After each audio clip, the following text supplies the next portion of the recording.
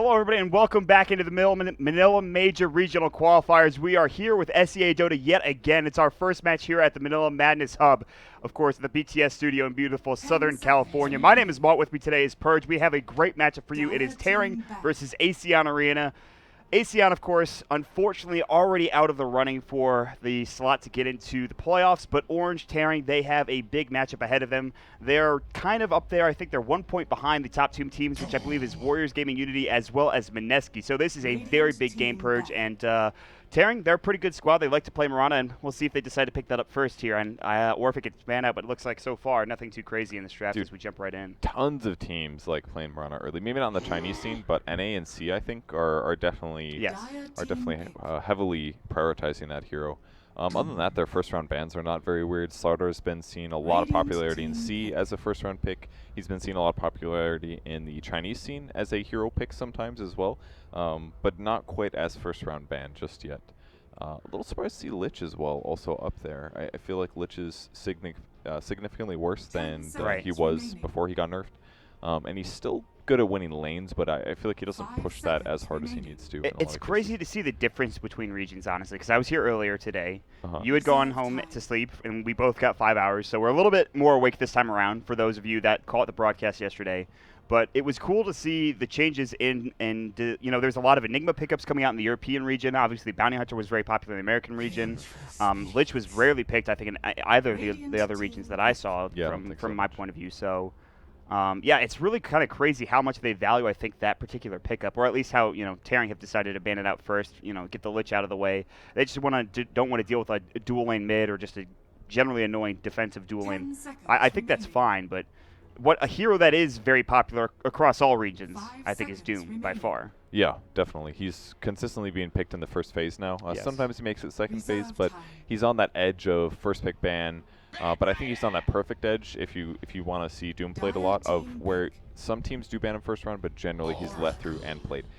Okay, Oracle, at first I was like, why is anybody picking Oracle? But it is the Batrider solution, and this is one reason that A went for Venge Bat, I think, is because Venge is consistently going to be a strong support, and it's a back counter. So rather than let Orange take the obvious back counter, they can now force them into a less strong back counter of Oracle. Yeah, and the thing about Oracle, though, is I feel like a lot of the times, and I said this yesterday, I think I might have been talking to you about it, when you're playing Oracle, I feel like you really need that Aether Lens to counter that initiation. When you have a Blink 4 staff on a Batrider, it's very hard to get False Promise. To be in position as well to get that off, I think it's a little difficult. I mean, it's a pretty long cast range on the ultimate. Right. You can be within range. I mean, if you can swap level 1, it's really not that different. I don't think it's terrible. And once you start that animation, it should go through most cases. Okay. Especially because you always have vision of your ally. So I think it's still it's an okay solution. Does Oracle offer other things, though? That's a better question. And he does. And I kind of like the synergy with Doom, because if you compare him with the tanky hero that gives himself regen or builds items that give regen, then Oracle's ulti is even better as well. So I kind of like it here. Right now, A's, they don't have a lot of hero picks, but your second skill, Fate's Edict, can give you a lot of value as well. If they're very magic heavy, or if you know when the burst damage is coming, then that can be as good as your ultimate in a lot of cases, because you can just prevent thousands of points of damage. Yeah. We'll have to wait and see what the next couple of picks are. For Orange, for Taring's heroes, they've picked a lot of Oracle recently, as we see. They've picked it up again. A bit of Nature's Prophet, Puck, Sven here and there. They've picked a lot of stuff. They started off the tournament with a lot of Mirana. They played 3 games in a row. They lost their third game. They said, okay, let's switch things up. They went for a different strat. They went, Venge, Jug, Earthshaker, Quap. That didn't work out. Then they picked Luna in their matchup against Warriors Gaming Unity. That seemed to work pretty well for them, and then Sven in the next game. So they have a pretty wide range of heroes that they could choose from. The one thing that is consistent across all of their picks is, I think, Doom. They really, really like picking Doom, and I think that's fine. It's a very good hero. We know a lot about him, but it's just kind of interesting to see, okay, what is Yamate going to play? What is Sayonic's going to play? Because they are consistently top 2 in net worth in every game I've seen them play. Like always, the mid laner and the safe laner. So. Yeah, and that may just be their playstyle, space creating off lane, roaming supports, get kills in their lanes to allow those cores to be very strong. Right. And Doom's very good at that, at creating space and then transitioning into in a position where he's always going to be useful. If you can Doom a Batrider, you're offsetting pretty much everything Batrider does. Like, if Batrider can't cast spells, terrible hero. Yeah. They will go for the Mirana in the second round. Slightly surprising it didn't get banned, but considering that there was still bounty in the pool, I don't find this that weird. Yeah. Interesting to see Lone Druid ban, though. I know he's still a good hero, but he hasn't been picked as much. Yeah. Perhaps that's the reason they did it, I guess. Because if you have a Bat Rider and you're being sieged by a Lone Druid, you don't want to last with the Bear, right? So in some ways you could say that's a counter to the Bat Rider. Yeah, that's a good point. That you can siege without being out of position. Lone Druid, it just gives you more options, I think, and you don't have to fight with him. You don't have to push early. You can kind of do your own thing and farm if you have a 4 protect 1 style of lineup, which they might be able to pick up here with the heroes they've got. But I don't know. We'll wait and see. I think the Tide ban is fine. We've seen a lot of Chinese teams run Tide, at least at the beginning of the tournament. I haven't seen too much else. But there's the Beastmaster coming out. That's a pretty good value Beastmaster pick. You get it 3rd overall, 2nd round, I think. It doesn't get banned out. That seems pretty impressive to me. Not to mention how you can run this. In SEA, we've seen a lot of this. We've seen the support Beastmaster. You get an Iron Talon and a set of Tangos, and you head to the jungle camp, and you set on the dire side those 2 camps. We talked about them. Yeah, they're just so close together that you can constantly be attacking either one, and just having the boar allows you to de-aggro enough where you basically never get attacked by the creeps. Very rarely you'll get attacked. You could do like 4 auto attacks when the creeps hit you once, maybe twice. So very efficiently killing creeps and setting up ganks, and that's what Beastmaster is going to be great for this game. It also makes Oracle a little bit better in my opinion, because Oracle's really lacking disable, so pairing him with an offlaner like Beastmaster who gets you that lockdown, he guarantees that you just maximize your DPS with Purifying Flames. Yeah. So 1 Roar guarantees 2 nukes out of Purifying Flames plus your first skill Fortune's End. That's like 600. No, it's way more than 600. Early on in the game, it's a lot of damage. It's closer to 1,000 magic damage. You'll be able to burst a hero down very quickly. 10. With those 2 heroes, just those 2 heroes alone, even if you had a 3rd hero, then forget it. I don't care. And especially with the squishy roster that Acion Arena have, which of these heroes is tanky? Not any of them. Yeah, they will die very quickly. Even Morano's not. But I mean, they do have swap, so that's one solution. They have heal and Witch Doctor, but yeah, I'm actually kind of liking the orange lineup. That's definitely the thing that A is missing. They don't have a hero that's going to run at their opponents and stop things. Like, I actually think they really needed a Tide here. Yeah. Big time. Because as soon as Orange starts running at action, if they're not like lassoing somebody out of position and killing them, then they need something to reset the fight or something. Or something to like limit the damage as Spectre runs at their supports. Like they have what, Venge Stun? They've got Witch Doctor Cask and what, Arrow? Like those are not gonna stop Doom with Scorched Earth after he dooms somebody from just chasing you down and doing like 40 damage a second to your whole fight, and not to mention a mech carrier, I feel like. So what do you think about Darkseer? Are you saying if they? Well, that's the next issue. They've got Oracle then, so Darkseer's laning stage is going to be awful. Yeah, that's true. So It's. I think Orange have put themselves in a very good position, and I really like the Spectre pick too, because we talked about the Beastmaster and Oracle getting involved, and the Haunt on top of that. Yep. And then it's another free kill, and it's earn charges, assumedly, for the Spectre if he goes for that build, which he probably should. Yeah, it's basically very similar to this other game that's going on. I caught the draft earlier. It's Newbie versus IG Youth, and what they basically did was they move around with a Beastmaster in a line, they set up a gank, and they put a Sunstrike on top of it. So then you have 2 heroes that even if line's pre-6, like you're still getting great disables off, and that Sunstrike damage puts it over the top. It's just a well-rounded draft. And that's why they banned Invoker here, because if they would have had Invoker on top of that, then Beastmaster, every time he roars somebody, they die. I like this even more now. And God. Puck can now be that extra damage source. It could be Puck plus Beastmaster. They're going to be there. It's elusive. It's a tanky. This lineup is elusive. It's tanky. It's got the late game potential. They have everything that they need to be able to take this game. For Acion, you're like, God, if we take a team fight early and we are out of position, we're going to lose 2 of our heroes instantly because we're just so squishy. It all depends how many Dream Coil people he catches. If he Dream Coils, look at like Venge, Witch Doctor, Mirana. If you Dream Coil those 3 heroes, and then a Spectre and a Beastmaster and a Doom are running at them, what the hell do they do? You're all dead. You need a Ravage in that moment, or you need an AoE Deafening Blast. That's like... Well, it's not going to be a Deafening Blast because they have no Invoker pickup. They're going to go for Clockwork, which is okay, I feel like. It's an alright solution, because, you put Cogs down, they can't run through that. Maybe that's going to give them what they need. You can potentially gank with it. Hookshot Cog is going to lead into a really easy arrow, so that part's kind of cool. Not very good against Spectre, though, because he can obviously dagger through, but they definitely needed some hero that can at least limit their run down the opponents. It's super important that they had that, and the one they have is a solution, but it's a questionable one. I mean, if Clock gets doomed, or if... Like, I actually don't even think that's a bad Doom target. If they Doom Clockwork and prevent his ability to get in between the enemy team and his team, then they're just going to get run down and killed. So I actually really like the Dire draft in that case. Yeah, I agree with you completely. This is not looking particularly great for Acion Arena. I don't want to speak too soon, though, because, again, it comes down to play in every single Dota game. It always comes down to how you play the draft, how you play as a team. Yeah. You can make mistakes. You can easily overextend, dive, and just give up farm when you don't need to. So for Acion, they obviously have an uphill battle to climb, but I feel like Taring have put themselves in the best possible position with this draft to start things off. Now, there are some good things that are about the ACA draft. First of all, they have very low cooldowns on most of their abilities. Even like Flaming Lasso is much faster uptime than something like Doom Haunt, for example.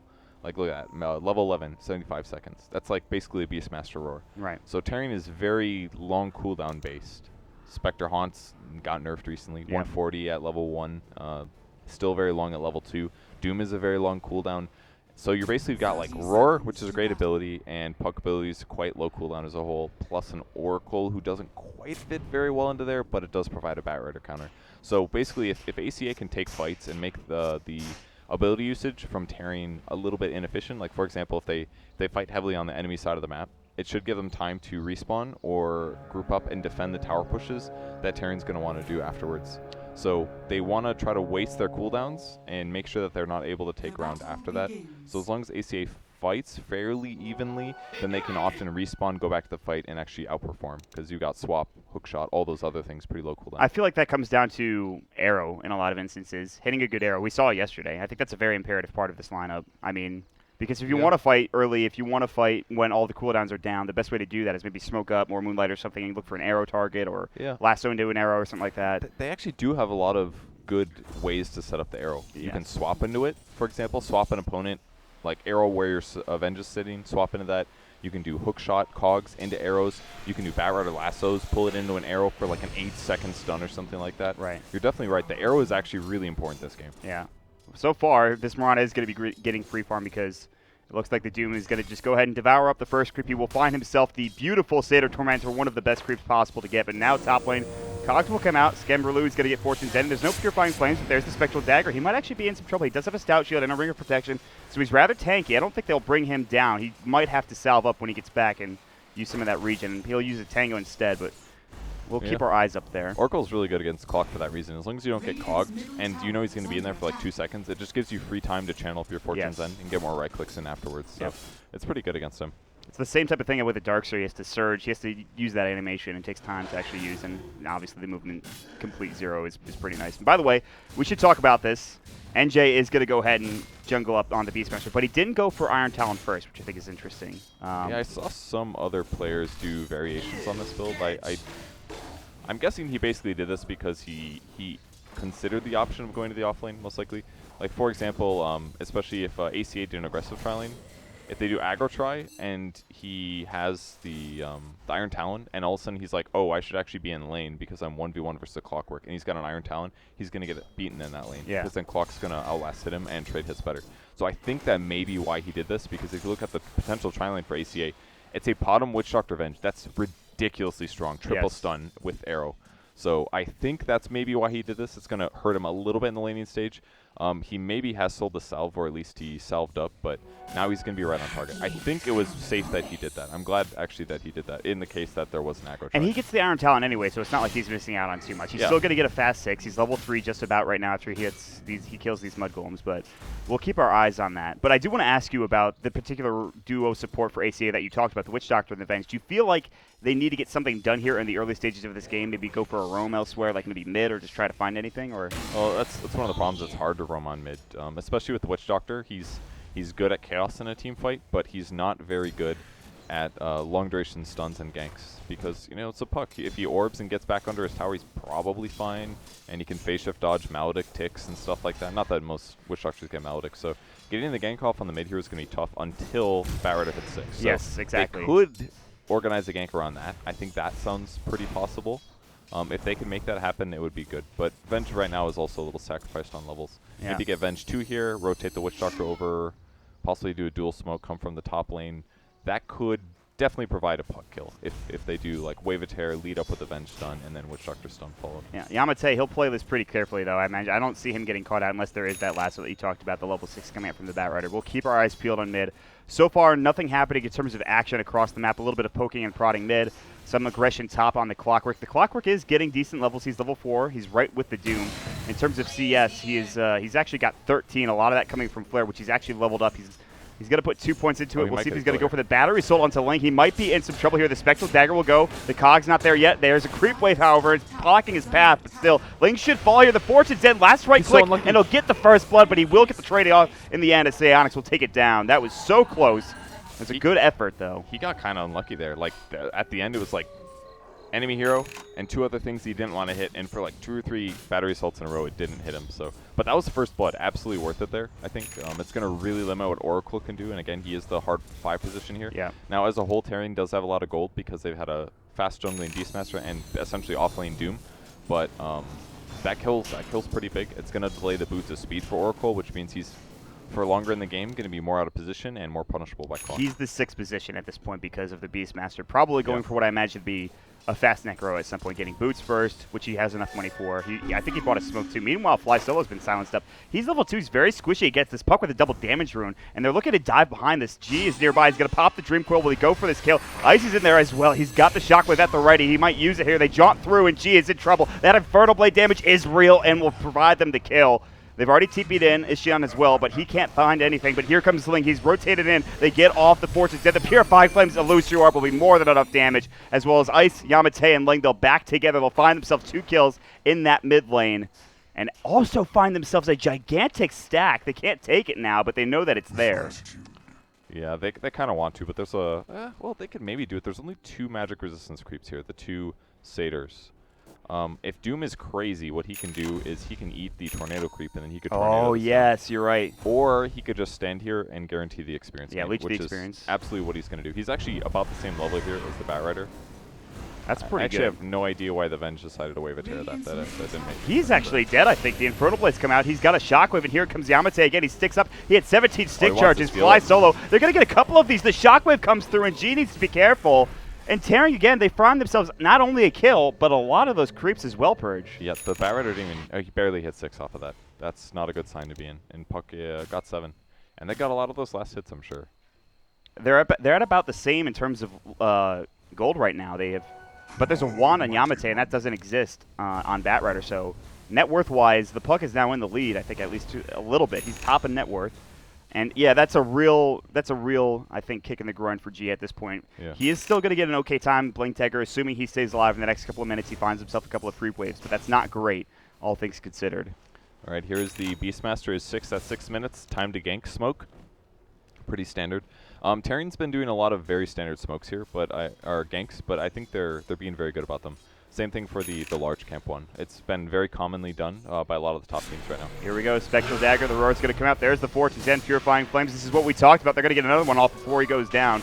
Yeah, that's exactly what we talked about in the draft. They draw it up, and they get it done nicely. As NJ hits level 6, they rotate into lane. They get the roar off. Say Onyx actually picks up the kill, so that gets him some extra gold plus 2 earn charges, which is huge. Yeah. Get him on his way towards his phase boots, and they'll start pushing into this tower now as well. And that early fight really helped out the Oracle a lot. Like, he got solo killed in lane. Now he's 2-1 and 3 right now. I was like, wait, wasn't this guy behind? And he was, but I actually don't like that Clock stayed in his lane the whole time. I mean, he's been 6 for a while. Yeah. And yeah, he's kind of pressuring the Spectre, but give Spectre, like, I don't know, 2 minutes to farm and kill somebody. Dream Coil, they did the backstab. They had the Hawk Vision. Skimberloo is like, what is happening? I just came back to lane to get some experience. Dear God, please leave me alone. He ends up feeding another kill away to Taring. They'll pick up the tower for Psionics as well. He's got 1,300 gold.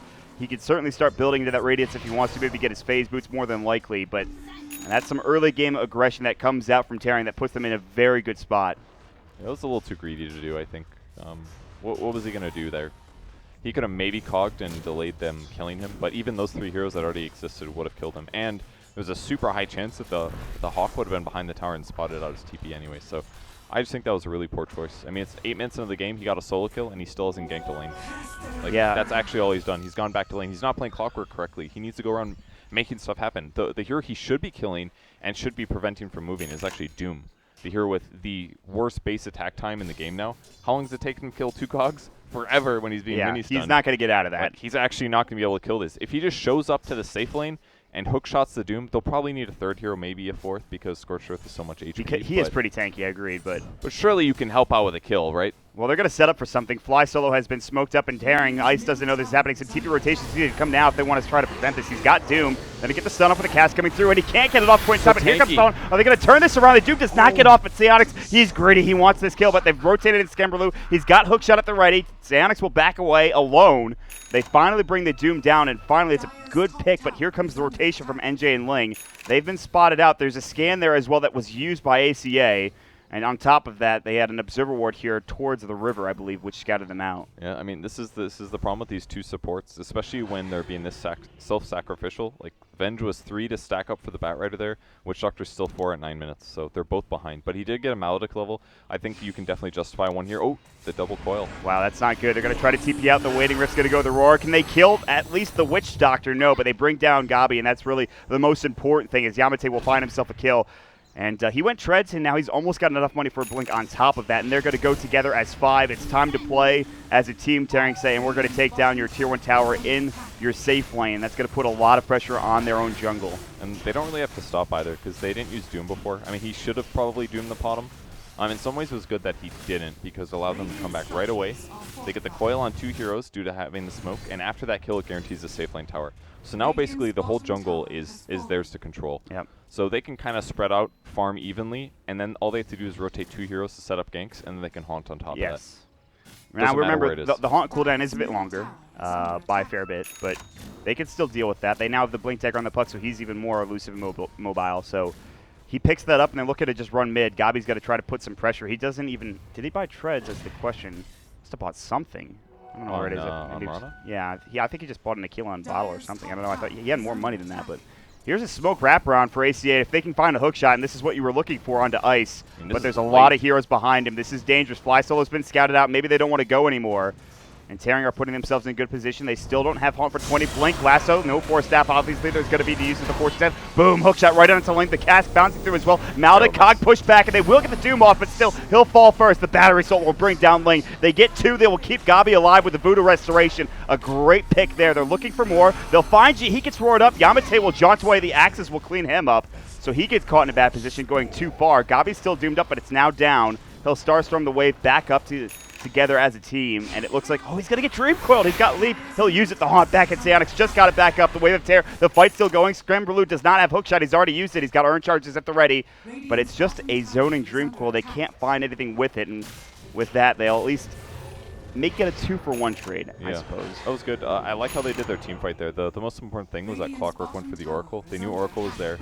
He went for the Oracle so that Doom wouldn't get ultied, because if Doom got ultied, he would have stayed alive for an extra 6 seconds or so, and that would have made things harder. I did like the Dream Coil there on the bottom, but with the 3 points in Leap, he easily gets out of it. He just puts so much distance between himself and them, and it made it hard for him to die. They canceled the TP from the bottom. They had everybody in position. No Lasso, obviously, but they were looking for a fight. Now they're going to try for the deny, and they won't get it either. I'm actually surprised that died. I thought they were going to be able to defend that. Mirana not coming in. They didn't feel very confident. The Necrobook 1 obviously being up helps the push coming up from Taring. Why weren't they more confident there? I mean, Doom was on cooldown, Haunt was on cooldown, Dream Coil was on cooldown.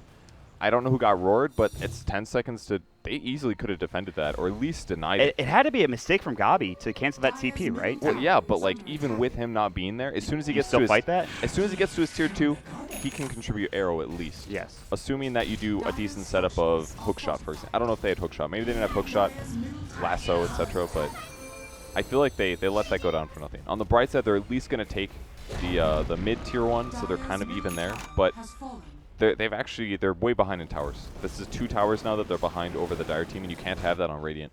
They need to take more fights on the enemy side, and they need to prevent Terran from continuing to take their towers. They have a 5,000 net worth deficit at 12 minutes, which is certainly not great. Net worth-wise, top 3 in the game is Puck, Beastmaster, again, who is a jungle support, as well as the Spectre. Ice is going to get arrowed. That'll be a short duration one. Still, it's pretty long. All things considered. Death Ward will come out. He's got Doom. I don't think he's going to use it as he just falls instantly. And they get involved. They don't even need to use the hookshot either. So that's Doom down, and they might even try to pressure this tier 1 tower as a team with him being down for 25 seconds. I don't know if they could get the tower in time, because Haunt's back up here in about 13 seconds. So we'll see what they want to do for Taring.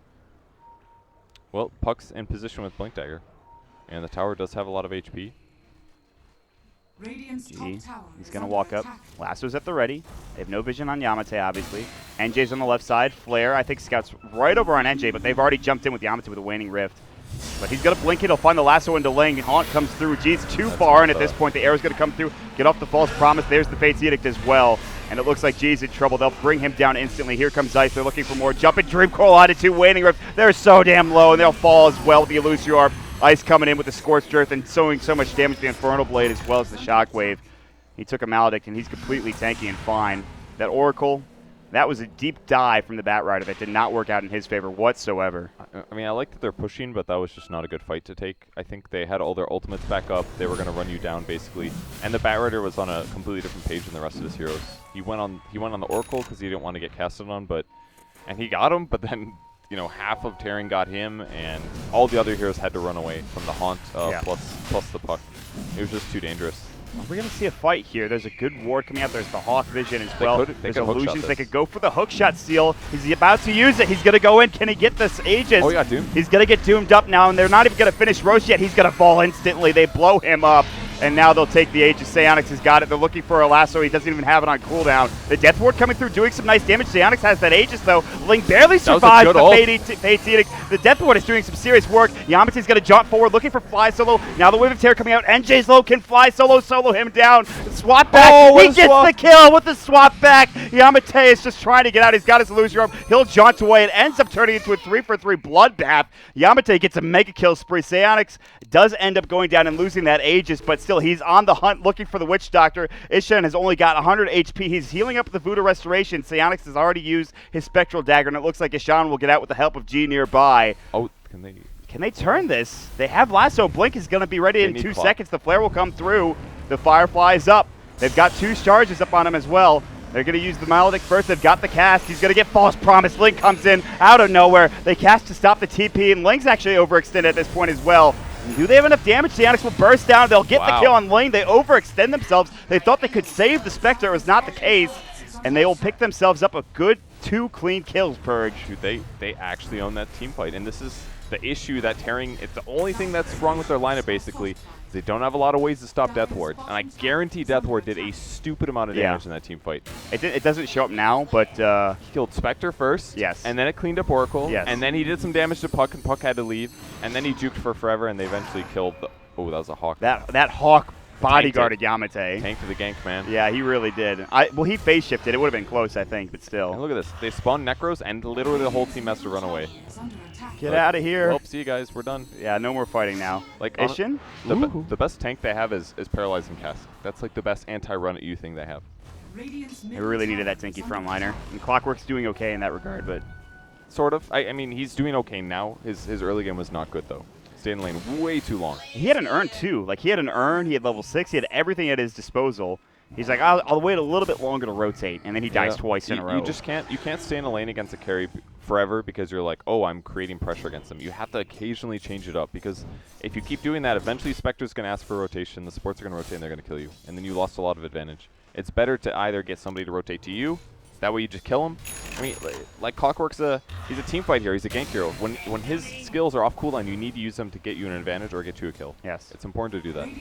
Maybe he was like, I can help stop this push. They're going to push eventually, but he actually just gets caught out by a gank. The arrow's going to come through, the push down bottom. It's going to be a tier 2 for maybe not even a tier 1 tower trade top. They're going to try to bait out some TPs here, but I don't know if Taring takes the bait. They probably just continue on bottom as Yamate has picked up, by the way, the Veil of Discord, which is an excellent choice this game, all things considered. They will back and they will head through the jungle towards the mid lane, not TP top. Now they will. They see the mass rotation coming in. ACA will back away together as a team. The Illusory Orb, they're going to try to find and fish for a kill. Jaunt not there, but they're going to blink in. Dream Coil up on his Skimmerloo. He might be the sacrificial lamb. He'll pop the Blade Mail. And he's going to Haunt in as well. They're really trying to go further with this. The next going to come out, and they really want this Clockwork. They'll find it, but Haunt is now down at the very least. I think he should have hooked to his teammates instead of trying for TP right there. I think that was a pretty big mistake by him. It was going to be tough either way. Well, on the bright side, that was Haunt going down. Dream Coil is also used, but they still have Doom and Roar, so I don't know if they can still fight this. Plus, they used hook shots, so now Clockwork's kind of worthless. Yeah, what are you going to do? Walk in, battery assault, hope for the best? Okay, I like what they're... If they can catch a Spec here, solo, or if they can catch any hero solo, this is going to be great. Oh, they actually do he see sees Ling. He's going to go for at least the Oracle. Can they get it done? The Wave of Terror. Now the jump in. The Silence comes out. The Waning Rift. Link's still alive. Death Ward not bringing him down. He'll get the False Promise up, and Acion gets his Death Ward stopped instantly. He'll be the first to go down. Gabi is invis with the Moonlight Shadow. G is on the run. Psionics looking for the hunt. They'll bring down another, and that's going to be the Vengeful Spirit support. But it looks like G and Gabi are caught on the wrong side of the law at this point. They're in some trouble. They do have a leap for Gabi. G is already back towards mid. He can TP out at any point in time with his Blink 4 staff. And the rest of Taring will regroup toward the top lane. And it just was not a great initiation. They really needed to kill Ling instantly, but the just counter initiation was too damn good coming out from Yamate and the crew. Yeah, same thing as before. The Batrider gets tunnel vision on somebody and he goes on him. What he needed to do there is he needed to go on the puck at the ring spot. Here we go, hook shot onto 2. Can he get anything done? He's got the 2-man cogs as well. Starstorm comes out. They get the mech off, but Ice and Ling both fall instantly. G looking for more. NJ, he's going to try to TP back to them. Any way to stop it. The Firefly will almost burn him down. He will stay alive in the well. They're looking for that next pickup, but Yamate is so damn elusive. He has yet to die this game, and he will make it out alive once more. I think the Venge might have been able to swap that beast. I think they lost track of the fight a bit. It was a really good fight, though. Really good hook shot. Yeah. Blade Mail on top of that, they can't do anything, especially with the buff to battery assault. Way too much damage there. And once they get Murano Ags, maybe the run at you stuff is going to be a little bit minimized here. But for now, they're trading kind of equal on fights. They're like, stabilizing this. But if you look at the net worth, this kind of reflects how I feel about the game. It doesn't always, the net worth doesn't always look like what the team fights feel like. Yes. But they're way behind this game. Gee, you should not be there. Gets roared up, he gets haunted on, the Veil comes out, and plenty of damage coming through with the Dagon, the Elusior with the Veil on top of all of that. That is an easy kill. Batrider finds himself yet again out of position. And it was looking good. I said stabilized. You know, they were down 7,500. It's back up to about a 5,000 net worth difference, but still, yeah, that you can't afford picks like that. You can't afford to lose your Batrider in just a spot where he's up towards the tier 2 tower alone. Yeah, they must have had a Hawk. Scout him with that and an easy kill. That's Necro 3 now on the Beastmaster, so he's quite farmed. Very close to Blink now. Ags has gotten at a pretty reasonable time from Rana as well, so a lot of nuke damage from her. Yeah, that's her first big item. She is, in fact, ahead of the Spectre, which is not super shocking considering her farming ability, but she's going to look for an arrow. She's going to send it through. It's going to hit a boar.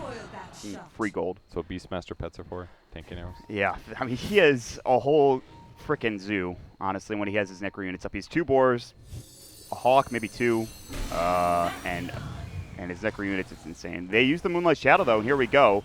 No Necro units. I don't believe they have any detection. Force, they're going to blink up and look for a lasso, and Ice is there, but great silence. Dreamcrawler comes out as well. There's the Doom, and G is again overextended. Swap back, but he should fall. They don't even deny him. Ice might be the exchange here, though. Look at that damage coming out. Maledict, Cask, Vengeful Spirit giving off the armor reduction. The Starstorm doing some work as well. So that's an okay trade. I wouldn't say it's the best trade, but it's all right.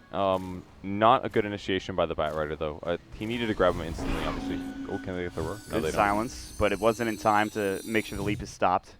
I know what they were looking for. There's so much vision here coming out from the Dire side. It's actually nuts. Yeah, it's very weird that Taring's been playing around this top lane so much. Normally you'd focus on maybe some different towers, but I guess if you kill this top tier 2, it makes your jungle. Oh, what a hook shot blind into the tree line. He'll find NJ Skemberlu. He guessed. So what happened? He saw the end of the blink there. Yamate's going to come in though. He's going to look for Acion. He won't actually find the kill. The Voodoo Restoration is healing him up, but he does go down to the last right click. Still, okay, what happened here is they wave of Terror right here. Okay. The blink came out. They saw the end of the blink animation. They guessed that he was there. Now there's going to be the swap back. Skemberlu's going to get chased down by Psionics. I don't know if he can do this alone. He's going to try to TP out, but here comes the Waiting Rift, and they don't have the Dagon. He'll make it through, but did the Venge get out as well? Absolutely. Yeah. Nicely done coming out from Acion. He had to swap to break the trees. That was the only way that Clock could get out, or unless they flew him a TP. So that was nice play there. They're just playing really well now. Clockwork's quite tanky, picks up a Vanguard. A little uncommon for a pickup, but I guess against Beastmaster is quite good. So you're going to damage block from every neutral creep, every little boar. That damage actually will add up a lot. And I mean, that's his sole goal of being that tanky frontliner, which we talked about. Being that person that's in the fights, that's in the fray, that's tanking all that damage, especially from Yamate. Yep. By the way, Gabi is building into a Veil, which is very interesting for a one-position Mirana, but I don't disagree with it, I think, in this instance, considering how much magical damage they have. It's super standard for this build because it enhances the Ags damage that you do. And against a hero like Spectre, it's really good to have because he doesn't often buy BKB, so magic nukes are always going to be good against him. It helps you scale that way. Kind of similar story to Doom. You need more burst damage to deal with him. He does sometimes buy BKB, but a lot of these heroes are just going to have to deal with it. I guess Oracle is a counter with Fate's Edict, so he can stop any magic damage when somebody gets gone on. Not to mention he can stop both the arrow and lasso. But it's the way you scale this build for sure. Please don't smoke here. I hope you don't have a smoke. There's a ward right next to it. God, both teams need to really invest in a gem. Good use of the scan, though, to know exactly where Taring are from Acion Arena. That's a great scan, but I don't think it's going to do anything. God, there's so many wards scout down. the smoke? It might have. All right, I think it did. They put the ward down. They're prep for this. They Moonlight Shadowed it as well, but there's a sentry there. They don't see the ward though. They don't know. NJ about to get roared up. He's again caught out of position. The hook shot will not save him. They'll go on ice. He's looking for that Doom. He gets it onto Gabi, which is beautifully done. Psionics cask up, and they need to, I think, hightail it out of this fight immediately. Fly Solo's going to get Inferno Bladed. He's going to get Shockwave, Purifying Flames, and he'll end up falling to the score strip, and Psionics is right click. Back towards the other side. Gabi doomed up and still brought down by Yamate, who again controls the tempo of this game. And just because G jumps a little too far forward, they don't know that Observer Ward is there. They know exactly where he is. They jump on him, they roar him, and now this is a free Roshan as well for Taring. Oh, yeah, because it was the ward from the left of the Sentry Vision. I see. I mean, he just keeps getting initiated on before he's able to grab somebody, so it just makes every team fight very tough. Not to mention, if you have a bad initiation and you're in a Roche area like this, retreating is almost impossible because all the escape paths are very limited.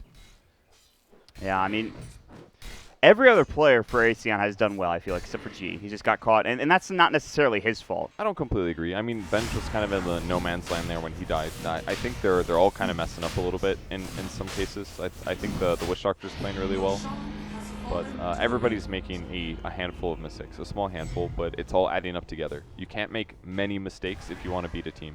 Yep. And we should point out that Acion's only real goal in this match is to play spoiler. They are out of the running for the playoff spot here in the SEA qualifiers. But they're putting up a heck of a fight, I think. They're doing pretty well for themselves, but they might be just fighting against time at this point as the Spectre continues to get big. They're still kind of holding status quo at about 5,000 net worth disadvantage, but Psionics is picking up the Manta style. Yamate continues to get big. He's got his Dagon 2. I think he's got more levels flying out. He does have 1 level of Dagon coming out, and that's Dagon 3 at this point, so all right. Meanwhile, top Gabi might be in trouble to leap away. They're not going to chase this any further. I've never seen a Spectre miss so many Spectral Daggers in the game before. He's having a rough game. Those are the embarrassing ones. All right, so they're going to pot him up for this one. I guess they're setting up on the Spec here. This is kind of a cool gank because the pot him showed on the lane and then he walked away. So they're not going to expect the fake back here. Yeah, like, here we go. He should fall quickly. They need some help. They need Ling, but he's not there in time. He can't get up the False Promise, but Psionics, he does have that Aegis. There's the Starstorm. The False Promise will go into Ice instead. The Death Ward goes through. They get the good Flame Break back, but they get a great Dream Coil. They blow up both supports. They blow up the Bat Rider as well. Now Scamperloo is caught in no man's land. Once more, he'll try to go into NJ, but he's getting slowed down by the Boar, slowed down by the Infernal Blade, slowed down by just about everything. He'll fall. It's a 4-for-1 trade. I like that they try to go on Psionics, but they realized, hey, we can't bring him down. He's got the Aegis as well. Yeah, let's try going for somebody else. I mean, every single fight they focus on different heroes. And there were a lot of Taring heroes there, so they moved up, and all of a sudden there were bunches, and they didn't have a whole lot of time to make a decision. But they split the damage again. They used Lasso and Venge nukes on the Spectre, got him down to 40% HP, just killed both. And then they used the other 3 heroes on the other side of the fight, which just made stuff so... It made everything so tough. Like, focus on the Spectre if you're going to. Probably not in this case because you had Aegis, but they're not organized enough. They're not committing to the same heroes. I don't know if they're not communicating properly, or it's got to be something like that, because I don't think it's just coincidence that this keeps happening fight after fight. There's a severe lack of miscommunication, or communication, excuse me, and I feel like it might be a little bit of tilt, also knowing the fact that they're already out might not play a big factor, or could play a big factor into it. But for Taring, we should give them props, especially to Yamate. And I don't know what you expect from Yamate, honestly. I mean, he's just an extraordinarily strong player. That's all we need to really say. And he's having a heck of a game. So very, very storied player as well. Been on tons of teams, played many different roles. He has been mid for a while, but I've seen him play carry at other various times as well. He's playing really well this game. Yeah, he really is. He has been the force to be reckoned with in most of these team fights. You look at the Doom. He's gotten caught a couple of times. Ice has not played particularly well. I mean, it's not his fault he's gotten caught. You know, there's been a couple of good False Promises, good roars, but really it's been Yamate setting up with the Dream Coils, the Waning Rifts. It's been him, and almost him alone in a lot of these fights, it feels like. Anyway. So this is basically the period of time where Taring is going to control the Radiant jungle. That way their farm is very limited. And then, but still stand with generally the same place, and then you can send Spectre somewhere else, for example, and have him farm there. Oh, Fly Solo, my friend. Yeah, I think you are dead. See you later. Moonlight Shadow not necessary. Cask will come out and bounce continuously to the Mud Golems and then back to Psionics to be just annoying. They somehow find that ward, they deward it. It looks like I think he put it down with that observer ward no, still up. They have a Hawk. Yeah, and the Hawk there obviously helps too.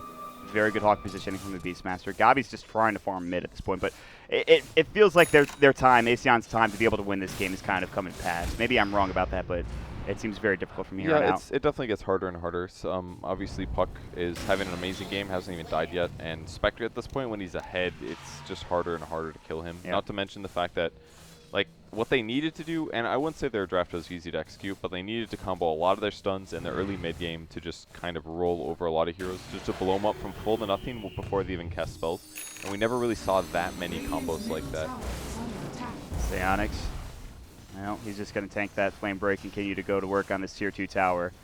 And it feels like one good fight for Taring, and they're in the base probably. I do like what Gabi's doing, split pushing, and they'll probably head back and defend their Tier 2. They're going to back together, TP out. Gabi will TP as that's happening. Yamate will blow up the creep wave almost instantly with Veil. He has his Dagon 4 now, which will, I'm assuming, be put into Dagon 5, the most expensive item in the game, now completed, up for the Puck, and we'll see what he decides to go next. The old double observer ward in the same place. Oh, God. That's how you know when you're tilting. No, that's the Dire team. They're winning. They don't care. Oh. They're doing a great job with their warding, though. They're spending a lot on sentries and putting them down, making sure there's very little vision for the Radiant team. I don't even think they bought a gem yet, so maybe they're overspending on sentries, but as a whole, they're just completely shutting down vision for their opponents and giving them no chance to even get the gem back. I think giving a gem away is worse than... I mean, if they use the gem and they get a couple of, they scouted a couple of Moonlight Shadow ganks, that's great, but still. I mean, it's a very gem game for the Dire team, really, because of Moonlight Shadow, but if they want to do sentries instead, that's entirely up to them. I mean, they're doing fine with it. They're going to go ahead and smoke up. They seem to know something's up. Here comes the Haunt, fly solo. Now it's going to be G. Diffusal Blade up. Moonlight Shadow will come out. Good swap back. Not really. It's only into a Dream Coil at this point. They will finally drop the sentry down. They almost got out. Not really. And Taring, Yamate will get another kill up to 12-0 and 12. And they're even going to find Gabi, which is your critical core that you need to keep alive. He's dead for 60, no buyback. And this will certainly result in some sort of push, whether that's into mid, bottom, wherever, who knows. Gets pretty tough. Every 100 seconds, they're basically going to do that. Every time that ult's up. And Spectre only gets more farms. It's not even his final form. I don't even know what Puck buys now. Hex or something like that. Shiva's Guard said he's invincible. Is this... Why is this pinging happening? Upset? That's pings coming out from... I'm not sure if they're having fun or if they just think this is funny. Or I hope this is not a rage ping. I'm going to have to start muting pretty soon. This is actually the most out of control. This is actually what playing C-pubs is like, and I can say that because I played them. This is actually ridiculous. Like, Teal's pinging purple, purple's pinging back, orange is pinging purple. I don't know what's happening. Poor Acion, they're falling apart. They're under control. Batrider has he can now right-click his hero on the ground, so I think we may be limited on pings now. Thank God. Nope. All right, we got another one. No, wait, hold on. Let me smoke. Dude, that was the retaliation ping. That was Witch Doctor this time. He was like, screw you guys. Ping. I'm getting the last laugh here. All right, so they're going to go look for a fight. A little bit on a different page. They're not exactly running the same way. They are not communicating well. They're good on this part that the Dire team is very likely to push one lane while the Spectre farms somewhere else. They're just looking for Spec right now, and that's why they're scanning here. Oh, the that scan's scan not going to catch him, but so they're going to see that the creeps are gone, and they're going to see the dagger. I don't know if they caught him, though. Yeah, that's the hero they Psionics need to is initiate out of there. Psionics knows something is up, and he's hightailing it back to the base, and that's unfortunate. They're not showing at bottom. They're not seeing the mid. They've got wards all over the place, and they're still not finding the hero. They might see the arrow mid. We'll see if they do. I think he just saw it. They definitely just saw it. Yeah, so now they know where the enemy team is. That was a smart attempt at a smoke, but there's just so many wards on the enemy team that if you're not pushing lanes, like if you see them run top lane, but then they're not farming those creeps, you're like, okay, well, maybe they snuck to the secret shop and are headed straight across the river to the jungle, but more likely they're smoked. Yep. All right, that is what Puck is now going to spend money on. I mean, give it to his team. He doesn't need it. That's a lot of experience. It's like 1,200. We'll see who gets him. Full level. I like how they stack, too. That makes me happy. I like it on Oracle, maybe. Oracle with levels is really good. Hitting 14 is very utility heavy. It's the Doom. Doom's getting all three of them. They want that level 3 Doom, apparently. That's all right. Yeah. That's fine. It's better. It's not that much better. It only does Maybe they wanted to max out. I don't know. I think he was missing out on Scorched Earth, probably. I don't know. It's not that much better. It's really not that much better. Increases your pure damage by a little bit. It's like 225 more pure damage. Yeah, I mean, he's not even 16. He'll be 16 soon, but I think the utility is better on maybe someone else. By the way, they have a pipe for the Beastmaster, which is game-winning at this point. Yeah, that'll be really good. The magic damage from ACA, the net damage as a whole from them is fairly weak, so it's going to help out. It looks like Taring are going to take this nice and slow. No need to rush. Roche is back up in a minute and a half, 1 minute and 25 seconds to be exact from this point on. And it is a BKB for Psionics. They picked one up for G on the other side of the Bat Rider. And there's the full BKB just picked up. Okay. Literally just picked up and completed for Psionics, so that's good. He really doesn't want to lose. That's what that is. That's I'm going to make sure this is like the only way we lose the game, BKB. You really don't like to pick up BKBs unless you really have to. Well, I mean, he could maybe have bought like Scotty or Hart or something and been fine. I think that would have been alright, honestly, if he just went Scotty. Not as fun. That's not true, because it makes your illusions as good as one of their heroes. That part's fun. Yeah, I guess. I mean the BKB. Oh, yeah, definitely not. But he can easily just haunt. It's like the same thing with the run at them thing. If he has BKB, he haunts their whole team, he jumps into them, and they can't do actually anything. Yeah, they really can't. Especially Mirana. Like, especially if you can Manta on top of him, waste his first Starstorm, boom, 4,000 gold wasted. I mean, he's got okay damage, but it's still kind of a wet noodle comparable. It's not even okay anymore. This is like the period of time where, and I keep seeing this, I don't know what Mirana's win rate is as a whole, but this Ags into Veil build, I've seen it too often where she just like gets ultra behind. Like, it's kind of cool, but it's still Mirana. You still have to land your spells correctly for it to justify. And you have to keep landing spells. And at some point, it's not as reliable as just pressing Haunt and jumping in and pressing Manta and daggering somebody right-clicking. It's like so easy to do that. It's so straightforward. Yep. But Mirana has to like land arrows and maximize Starstorm damage. Know when to leap out, know when to use Moonlight Shadow. It's way more difficult to execute.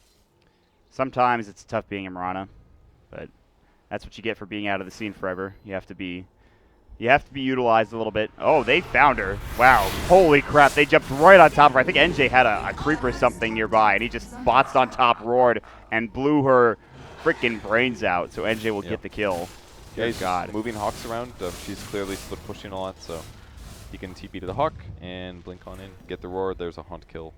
Spec goes back to farming, and that guarantees them the Aegis as well. Yeah. So now the enemy carry is dead. Not that her damage is amazing. It's really good if they don't have BKBs. Which, sadly, Psionics does. They might get more, too. Also, they have, again, the pipe, so there's that. But Taring, again, like I said, they're playing this smart, but this might be the last gasp for Acion. They're going to go 4 as 4, but Yamate has already known this is happening. He's going to scout this out. There's a Hawk coming in. They already blew up the smoke. Good wave of Taring. He's going to have to phase shift. Can they actually kill him? Probably not, but here comes the rest of the team. Ice is running up into the jungle. They find the lasso onto Ling. The Doom comes out too late, swap back in, but it was not onto Ling. And it's going to be the Death Ward coming in. It gets canceled just about immediately. Yamate going to work. Good two-man cock at this point. Ishin will fall first, and they'll bring down the Bat Rider as well. And Scamberloo is now running as quickly as possible, running his pants off. He's going to get almost roared up. Finally, Will. They had the detection just at the tail end there, and of course the Moonlight Shadow will not save him. It's a double kill for Psionics. I think they just put it straight down mid. I don't even know if they need to go for Roche at this point. Yeah, I really don't think they need to. 3 dead heroes. Lasso's been used. No that buybacks. Dreamcoil canceling Death Ward was really good. I like their choice to initiate because Puck had to retreat because he was found, so it gave them like at least a blink cooldown of 12 before Puck came back. But they just didn't quite have the damage. The Avenge swapped the Doom. I didn't really understand why they did that unless they were going to hook shot into grouping. The Death Ward probably should have been down right away. They had to maximize hero damage, maybe kill the Oracle, but even that's not good enough. They just don't have enough damage to kill these guys unless Witch Doctor gets his full ult. Gabi's going to jump in and look for some Starstorm hits. He's not going to find anything. It did almost nothing against the pipe. The pipe actually just fully countered that. Yeah, and they're going to back up and probably Roche now. And I thought that was the last gas, but I think if you're Acion, you probably go again. I mean, you have nothing to lose at this point. Literally nothing. You're already out of the tournament. The only thing you're losing is giving up Taring a chance to go further on in the tournament. It's looking like that's kind of likely at this point. We might see a tiebreaker or something. But for Taring, they're playing, I wouldn't say immaculately, but they are playing very good Dota. They had a couple of bad fights at the beginning of the game, for sure. But they've rectified the situation. I think they're definitely playing their heroes. I wouldn't even say they had bad fights. I think they played this game super well. They did everything they needed to in the early game. They ganked the large camp, basically, where the stacks were. They contested that completely, limited Barrett again. Oh, the Ethereal Blade Dagon. See you later, and Fly Solo with the veil on top of him. And they haunt again onto Acion. The realities are real. They get the Moonlight Shadow. Voodoo Restoration will keep him alive only a moment longer. And Scammerloo, we've seen this too often where he's caught in no man's land with his hook shot. They'll bring him down. I feel like GG should be called at any moment. Gabi is trying to get Roche. This is the last guess. Can he get the Aegis? He cannot. He can't even get the cheese. Get full items. No snatch either. Didn't even drop his TP. He's going to get diffused up, and he's going to get Dagon down, and Yamate at the probably tail end of this game fittingly gets an ultra kill, almost a rampage, 16-0-17. An MVP performance to be sure for this Puck player. Yeah. Well, yeah, Taring just played this game so much better. They made almost no mistakes. There was the high ground, the 6-minute large camp contestation. They had some great rotations to ruin spots with smokes on Beastmaster and stuff like that. Basically, every time their spells were up, they went and got something done. And the Puck had consistently good play, Dream Foils, things like that. And it's just going to get you ahead, and it's going to put you further ahead against a team like this that has a slightly weak draft. So Psionics, really all they have to do now is probably take down another set of racks, get another team fight, and you're good to go. They won't have Haunt. They won't have a couple of their abilities for a little bit, but I don't think they need them with how farmed Yamate is, and Psionics now getting his BKB. Blink last was going to go. They'll find NJ. That's a pretty good target, but he can roar here pretty soon. They're not going to be able to bring him down. Stunned up with the cast going through. He gets the roar up onto G. The BKB came out, jaunt in.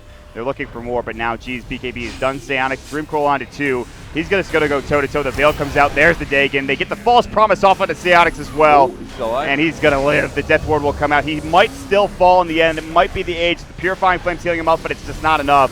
Acion's still going to get blown. Good Starstorm damage coming out from Gabi, but Psionics' second life is now up, and they've already killed 3 heroes for Acion, and the second set of racks is getting taken down. They're just trying to take this as long as possible.